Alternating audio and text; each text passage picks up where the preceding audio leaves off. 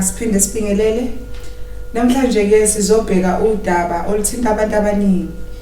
Udaba lwemali, abantu abaphelelwa imali ngokungaqondakali ukuthi kanjani. Imali yakhona futhi iyayiphele ke ngokuthi kuyagangwa ngayo.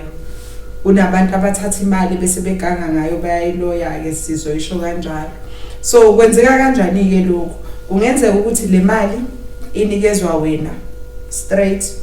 Thathe umuntu afika kunikeze le mali, kanti mayikunikeza le mali wena mawuqala uyamukela ikugangiwe ngale mali, or else kube le mali le ikhishwa nguwe uqobo lwakho uyinikeza umuntu uzoyiboleka, kanti lo muntu uzoyiganga le mali.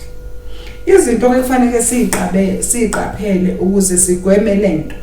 Uma umuntu ekunikeza imali, le mali akunikeza yona ithathe mhlambe uyibeke phansi, uthi akayibeke phansi, ingezi kuwe straight, akayibeke phansi.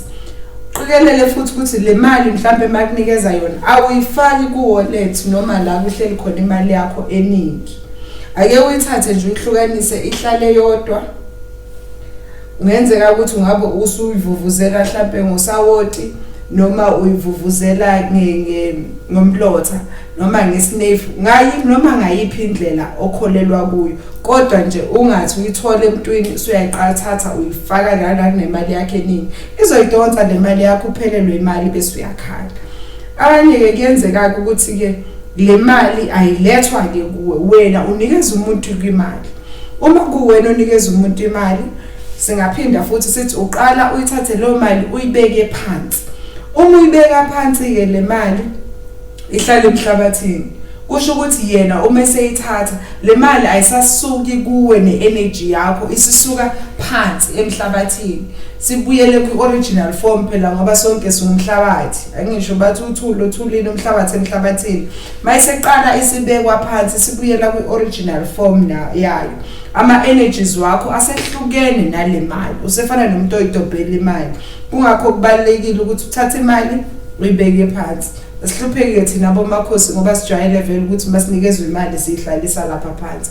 Yingakho ke sithanda ukuthi imali iqale lapha phansi singayithathi ngesandla.